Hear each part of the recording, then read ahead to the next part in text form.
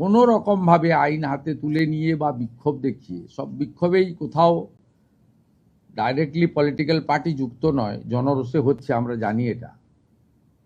আমরা এক্ষেত্রেও জনগণকে আমি মুখ্যমন্ত্রী হিসেবে অনুরোধ করব যে অভিযোগ দিন, আমরা ব্যবস্থা নিচ্ছি,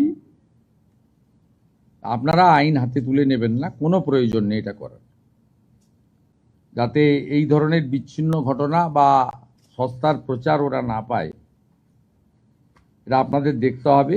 এখানে আইনের শাসন প্রতিষ্ঠা হয়েছে, ভারতীয় ন্যায় সংহিতাতে পুরো বলা আছে কি করা যাবে, আমরা সেটা করব। এবং সবাই তো বদলে গেছেন, আপনারা দেখছেন, প্রশাসন, পুলিশ, এত সক্রিয়তা, আপনাদের মিডিয়াও অনেকটা বদলে গেছে। এই বদলটাই মানুষ চেয়েছিলেন, শুধু মুখের বদল, নামের বদল, দলের বদল নয়, ব্যবস্থার বদলও চেয়েছিলেন। অনেকটা হয়ে গেছে, কিন্তু এক মাসও হয়নি, 3টে সপ্তাহ পেরিয়ে 4র্থ সপ্তাহে এত তাড়াতাড়ি এর থেকে বেশি কিছু করা সম্ভব বলে আমার মনে হয় না।